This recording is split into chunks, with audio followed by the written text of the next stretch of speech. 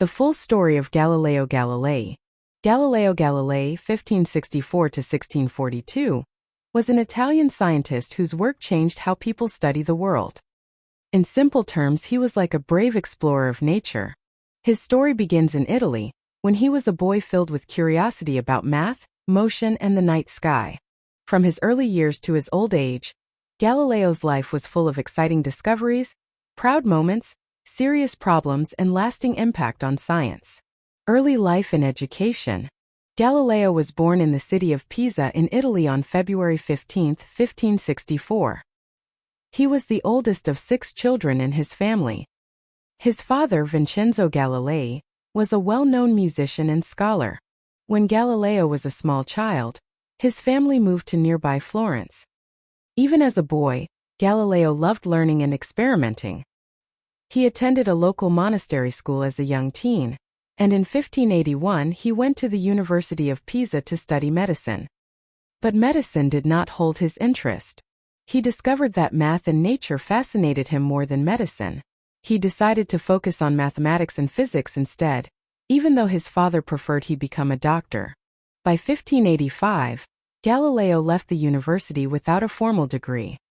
He began to teach math on his own and do simple experiments. For example, he famously is said to have dropped 2 balls of different weights from the Leaning Tower of Pisa to show that both fell at the same speed.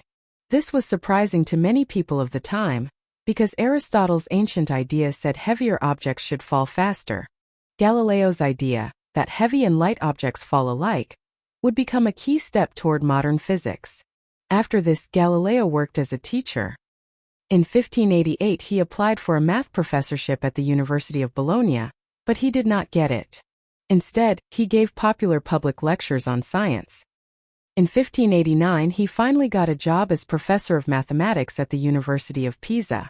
There he continued studying motion and math. However, his new ideas, like throwing out Aristotle's old ideas about falling objects, upset some people. By 1592, his contract at Pisa was not renewed. Luckily, a wealthy patron and former student helped Galileo get a new position as professor of mathematics at the University of Padua, where he taught from 1592 until 1610. In Padua, Galileo was free to explore science and invent devices. He even built instruments like a more accurate balance scale and a water barometer for measuring air pressure. Most importantly, he continued his studies of motion. He measured how objects fall and swing, discovering rules of motion that no one had clearly seen before. Discoveries and the telescope. While in Padua, Galileo did his most famous work. News arrived in 1609 from the Netherlands of a new tool, the telescope. This was a simple tube with lenses that could make distant things look larger. Galileo was excited. He built his own improved version of the telescope. Then he pointed it at the sky at night, like an explorer searching in darkness. What he saw through the telescope amazed the world. In January 1610, Galileo saw 4 bright objects moving around Jupiter. He realized they were moons orbiting Jupiter just like our moon orbits Earth. This was huge. Until now, people believed all heavenly bodies must circle Earth. Now here were 4 moons not circling our planet. Galileo announced these 4 new stars in a book called Sidereus Nuncius.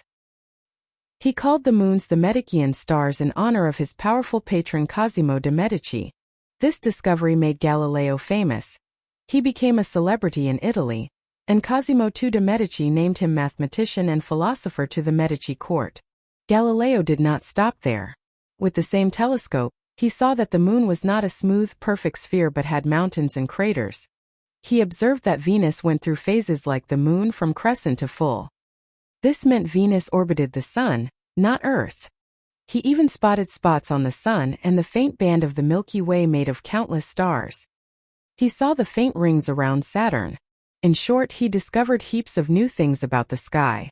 One summary says Galileo invented an improved telescope and observed and described the moons of Jupiter, the rings of Saturn, the phases of Venus, sunspots. All these findings were written up and shared with other scholars. In 1610 and the years after, Galileo published his observations in Italian and Latin. His reports showed clear evidence of these new facts about the universe. Other scientists were impressed. Galileo's work with the telescope revolutionized astronomy and paved the way for accepting the sun-centered system of Copernicus.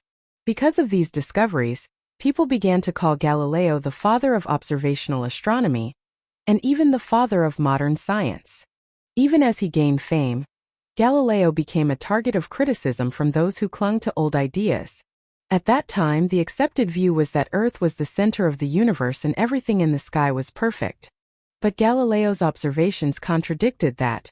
The moon had flaws, and there were stars, Jupiter's moons, orbiting. He wrote that the heavens were not fixed and perfect as once thought. Many in the church and among scholars felt uneasy about these ideas. Clash with old beliefs. Galileo's discoveries naturally led to a bigger question. If Jupiter has moons and Venus orbits the Sun, maybe Earth isn't the unmoving center after all.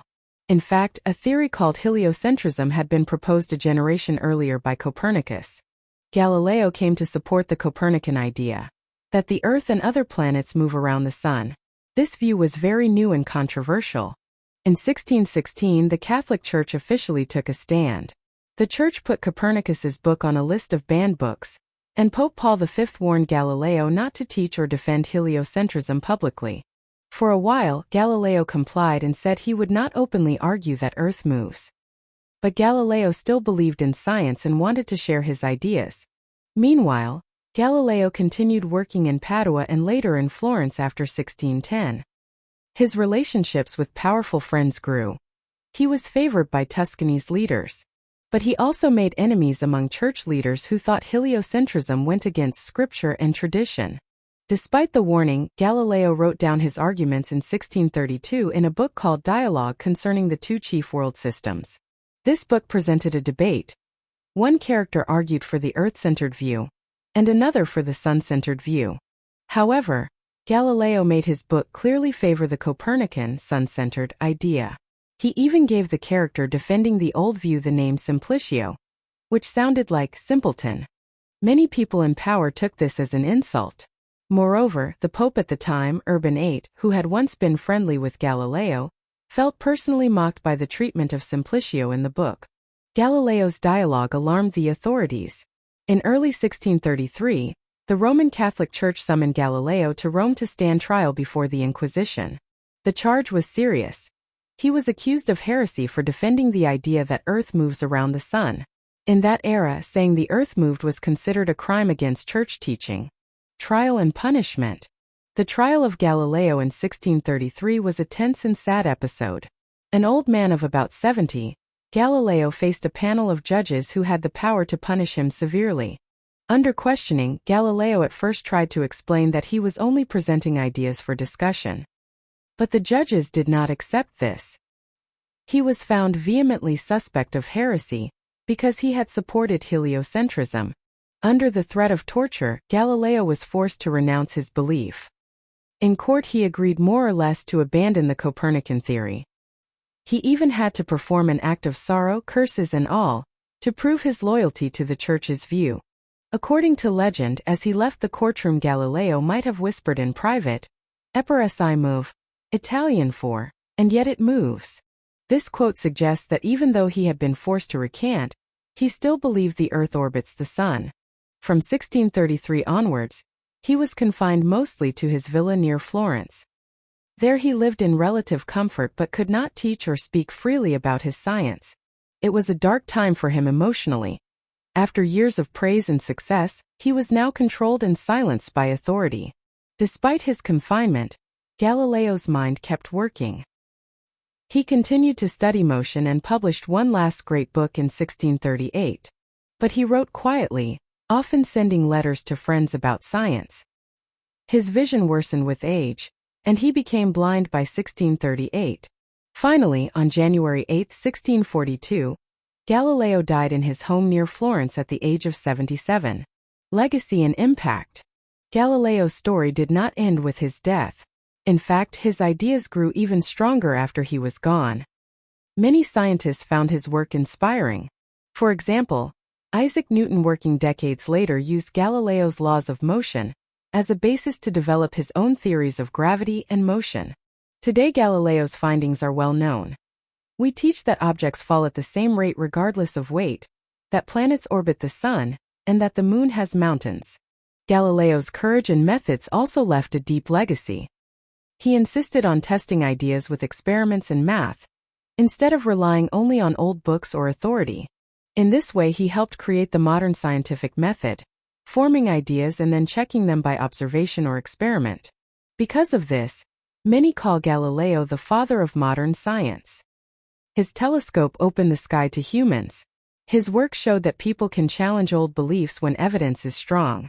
Over time, even the church changed its view about Galileo. Generations later, scholars realized his science was correct. In 1744, the church officially removed Galileo's book from its list of banned books. In the 20th century, Pope Pius XII and Pope John Paul II both said they regretted how Galileo had been treated. Today, Galileo is celebrated around the world. There are statues of him and telescopes named after him. His story is taught in schools as an example of curiosity, courage, and the search for truth. Galileo's journey from a curious child to a famous scientist shows us the highs and lows of discovery. He felt the joy of finding new stars and the pain of being punished for seeking truth. Yet he never stopped learning.